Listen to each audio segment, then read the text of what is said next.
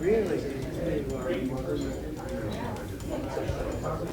Have you seen the video?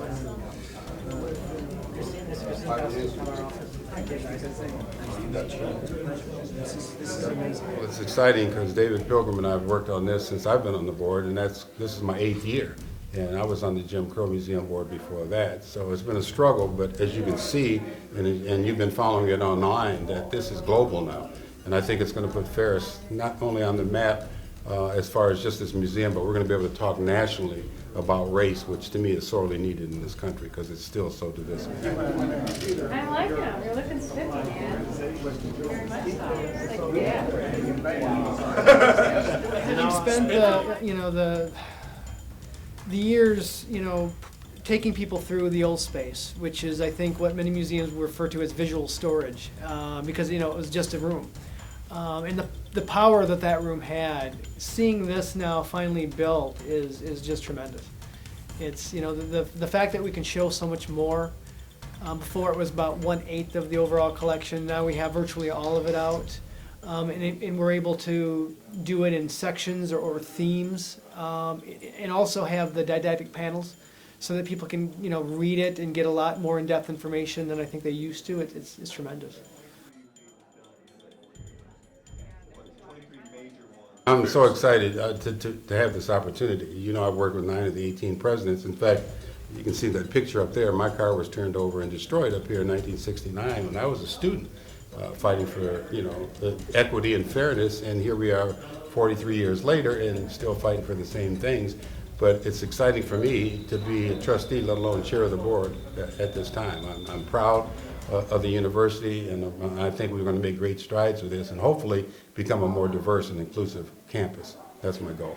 Okay, well, the mural is all about people who died during the civil rights movement. Very important people, very important parts of the civil rights movement, and so it's kind of a reminder of that we made progress and we continue to make progress, but there's often a human cost associated with that progress, unfortunately.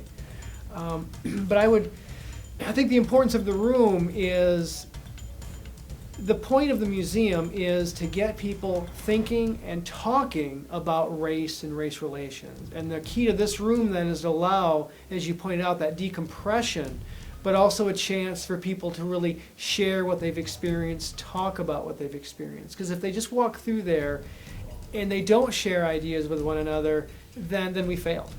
And so we really want to generate some dialogue.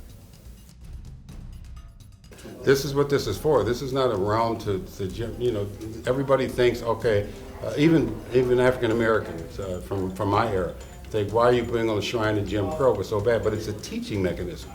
Not just for students of color, it's for everybody, so you can see what transpired, see what people have accomplished even under those hard times, and not to forget that this has happened. The old saying, if you forget history, it can repeat itself, but I'm just so proud of this university taking this step, and of course, it's through the works of Dr. Pilgrim. He could have taken this and any other school, and people have asked why Ferris, and my feeling is why not Ferris? We have a lot of work to do as far as inclusiveness and things of that nature, and by it being here, people are going to start to think, well, we're really ahead of the times, and we're really not.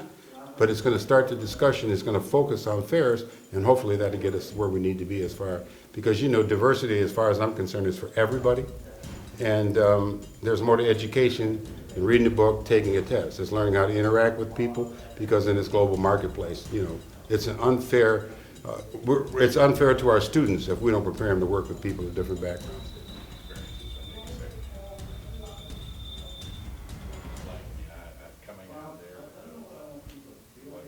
Oh, it's fabulous. I mean, I think, a lot of people seem surprised that it would be at a place like Ferris, which I think is unfortunate, because Ferris is always doing a lot of really good things and a lot of very innovative things. So I think it makes perfect sense that it be here. I also think that, in West Michigan, which is not known for diversity by and large, it's important that people recognize that so much of what's out there in terms of racism they like to think that's in the past or that it never happened here in a northern state like Michigan. But so many of the items in this museum came from Michigan. So many of the postcards that we have in here were postmarked in the state of Michigan. And so I think that's an important reminder for people to have.